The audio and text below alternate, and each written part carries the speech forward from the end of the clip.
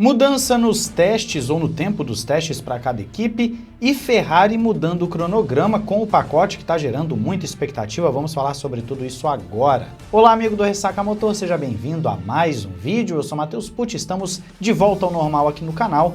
Vai sair um pouquinho mais tarde do que o normal, né, esse vídeo, mas tudo bem.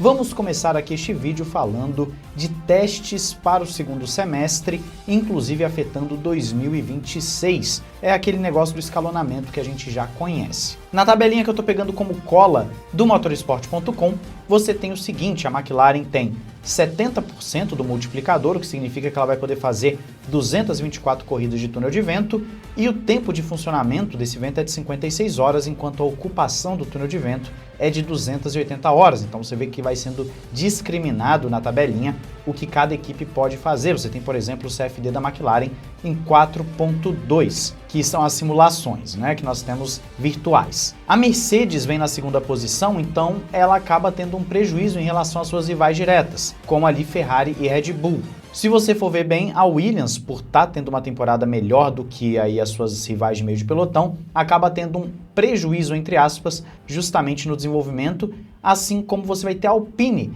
sendo a equipe que está muito mal no campeonato, mas que acaba tendo uma vantagem grande em relação às demais no que diz respeito ao desenvolvimento desse segundo semestre. E a Cadillac tem os mesmos números da Alpine, por ser uma equipe que vai entrar, uma nova equipe, então ela fica com o máximo disponível em termos de desenvolvimento. Qual que é o saldo aqui? Muito possivelmente todas essas equipes nesse segundo semestre vão utilizar os seus recursos para o carro de 2026. Dificilmente alguém vai estar utilizando esses recursos para o carro de 2025, não tem por que você fazer isso. A gente vai entrar já sobre o desenvolvimento de 25 da Ferrari, mas você vê que a Cadillac e a Alpine tem 115%, enquanto McLaren e Mercedes, ali a McLaren 70%, Mercedes 75%, há uma diferença grande nesse escalonamento, o que pode sim gerar uma temporada um pouquinho diferente do que o esperado em termos de performance pura logo de início. A ideia do escalonamento é agrupar o pessoal. Graças ao escalonamento, por exemplo, a McLaren conseguiu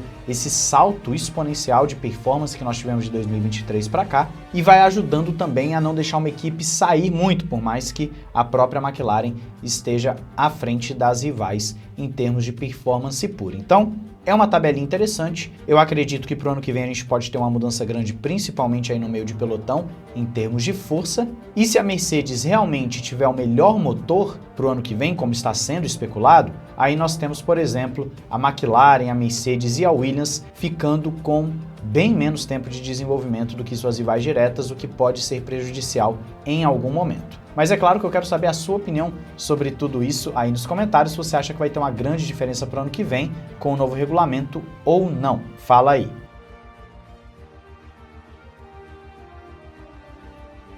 Vamos agora para o assunto principal deste vídeo, que é sobre a Ferrari. A Ferrari não levou a sua suspensão traseira nova para os últimos grandes prêmios como estava previsto, né? Ela foi adiando até deixar agora para a Bélgica e marcou alguns testes na sua pista para justamente buscar compreender melhor os dados dessa suspensão. O que acontece? Tá tendo uma expectativa muito grande em cima desse upgrade e a Ferrari, em tese, iria levar o SF25 hoje, dia 16, para a pista para poder estar testando a suspensão. Só que houve uma mudança que ninguém sabe até o momento o porquê de ter acontecido, e acabou que o carro que foi para a pista foi o carro de 2023, dentro daqueles testes que a FIA permite com carros antigos, e o Guan Yu Zhou e o Giovinazzi, por exemplo, estiveram no volante testando pela Ferrari. Qual a lógica de você ter o carro de 23 para esse teste, sendo que você queria testar no carro de 25? Bom, possivelmente a Ferrari está testando alguma coisa pensando em 26. Agora, o que exatamente fica difícil de saber. O que nós temos sobre a suspensão traseira, que é o ponto principal, o ponto-chave aqui para nós, é o seguinte: o Charles Leclerc está elogiando o upgrade da Ferrari, né? Está elogiando o que a Ferrari tem feito ultimamente, diz que está melhorando o carro passo a passo, ainda não chegaram a um ponto em que possam ficar satisfeitos, mas estão de volta ao trilho com o desenvolvimento. A nova parte inferior da carroceria foi um passo à frente e o próximo lote, que é esse agora da Bélgica, de acordo com o Leclerc, vai aproximá-los da McLaren. Ele não acha que vão alcançar a McLaren, mas vai ser o suficiente para colocar pressão. Essa pressão deve ser o quê? Em qualifying? Porque em corrida a McLaren vai embora. Seria então em qualifying uma McLaren sendo pressionada no qualifying? Possível que seja isso o que o Charles Leclerc está dizendo. Só que não para por aí.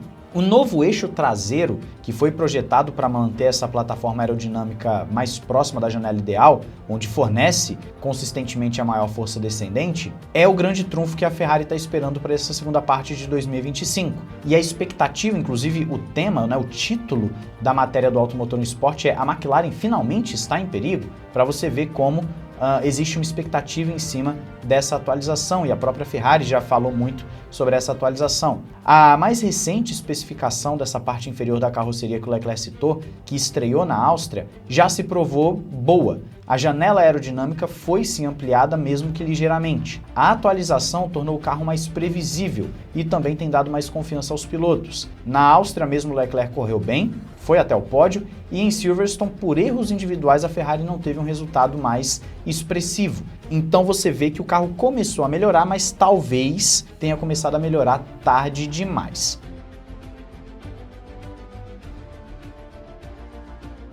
Se o Leclerc está com expectativa de que vão pressionar a McLaren, a matéria do Automotor no Esporte fala de uma Ferrari querendo brigar com a McLaren. Eu já trouxe outras matérias aqui para vocês falando a mesma coisa, né? Que essa atualização seria o grande trunfo da Ferrari para brigar com a McLaren. Sim, existe uma expectativa, mas eu quero fazer um contraponto. Historicamente, em desenvolvimento, nós não vemos saltos tão grandes assim com uma atualização. É claro que McLaren deve parar o seu desenvolvimento também muito em breve, para 2025, nós teremos alguns pacotes de atualizações das equipes na Bélgica, mas um upgrade fazer uma diferença tão grande assim, como aconteceu com a própria McLaren em 23 e 24, é muito raro. Então, se eu fosse você aí, você torcedor da Ferrari, você que está esperando às vezes uma Ferrari brigar com a McLaren, eu não criaria uma expectativa muito grande com esse upgrade não. Eu acredito que se a Ferrari conseguir resolver o problema da traseira, eles vão sim ter um carro mais previsível, um carro mais equilibrado e um carro mais rápido, e com isso eles devem brigar pela segunda força no campeonato de construtores com mais afinco, mas brigar com a McLaren, que é uma equipe que principalmente em ritmo de corrida tem estado muito superior às suas rivais, isso eu já acho um pouco de exagero.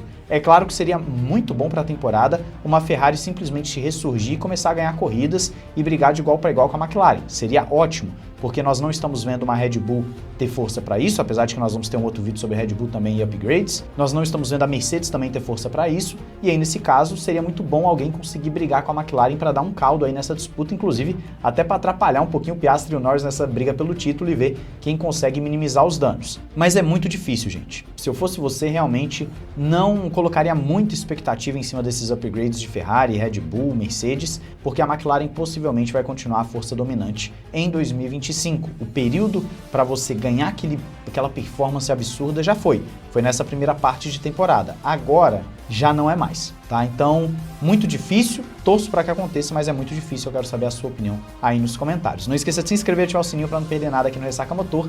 Tem a Paddock BR com promoção de Dia dos Pais, 30% de desconto na compra de 2 produtos ou mais, então entra pelo link na descrição, cupom Ressaca Motor para frete grátis. Não esqueça também de entrar na Instant Gaming para os melhores jogos e gift cards para vocês também.